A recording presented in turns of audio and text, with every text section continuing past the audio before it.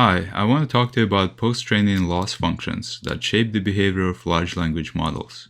Starting with a simple cross-entropy loss, we'll dive into more complex loss functions used in popular post-training algorithms such as RLHF and GRPO. I think it's important to understand the mathematical intuition behind these objective functions in order to understand what we're optimizing for during post-training.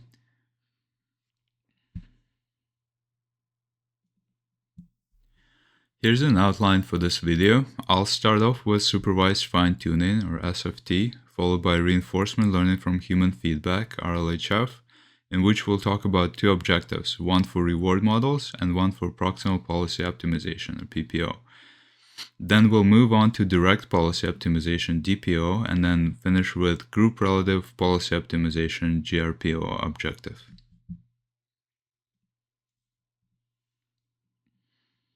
Supervised fine-tuning, or SFT, is the simplest first stage after pre-training. The model is trained on high-quality prompt completion pairs graded by humans. The loss during SFT is token-level cross-entropy loss. Here theta are model parameters, x is the input prompt, and yt is the token at time t, y less than t are the tokens before time t. SFT objective function maximizes the likelihood of the next token given a sequence of previous tokens.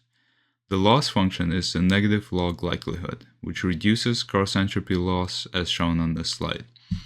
In PyTorch, it could be implemented using NN cross-entropy loss function.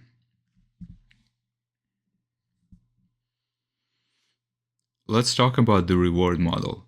The purpose of the reward model is to generate a reward score given a prompt-to-response pair that reflects human preferences.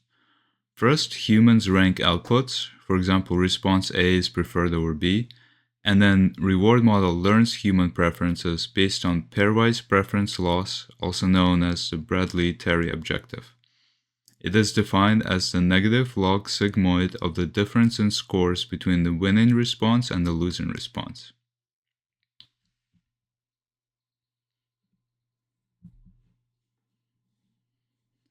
After training the reward model, LLM policy, the model being trained, is optimized using RL. One of the first commonly used RL algorithms is PPO. A simplified PPO objective is as shown here.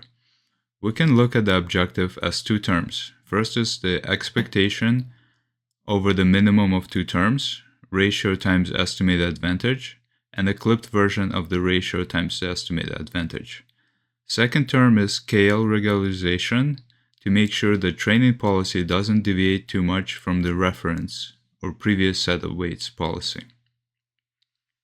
The advantage term tells us whether an action or completion in the case of LLMs was better or worse than expected. Positive advantage means that we want to increase the probability of that completion. Negative advantage decrease the probability. Without clipping, the objective will simply be the probability ratio times the advantage. However, this could result in updates that are too aggressive, and the clipping is used to limit that. So PPO effectively says, improve the policy but stay close to the old one. Similarly, the min operator helps improve stability. PPO is inspired by trust region policy optimization, TRPO, that constrains policy updates within a trust region.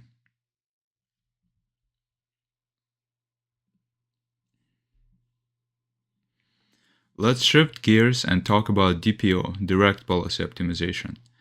DPO is a much simpler alternative that directly optimizes preferences without needing reward models, PPO and rollout sampling loops. The goal of DPO objective is to assign higher probability to the preferred response. The intuition for the objective function is that DPO compares relative log probabilities between the chosen and rejected answers. The inside of sigmoid is essentially score preferred minus score rejected, with beta controlling the strength of the preference. The sigmoid form is the same as logistic preference learning objective we used in training reward models.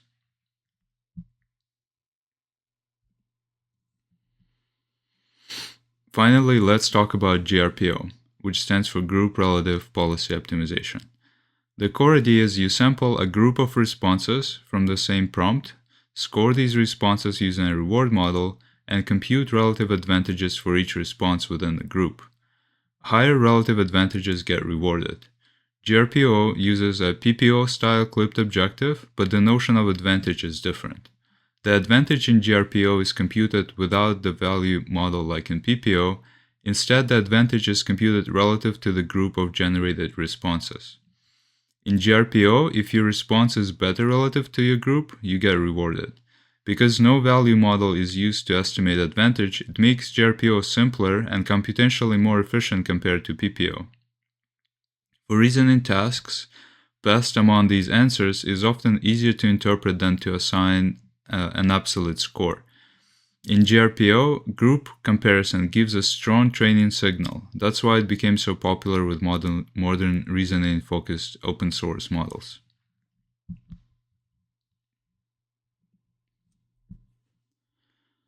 To summarize, the different training signals we looked at today are SFT, next token likelihood, DPO uses preference pairs, PPO is based on scalar reward and critic, and GRPO's training signal is the relative group reward.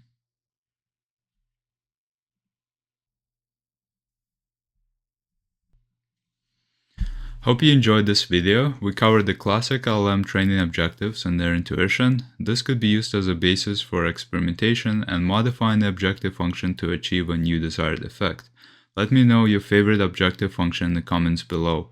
If you enjoyed this video, please hit like and subscribe. Thanks for watching.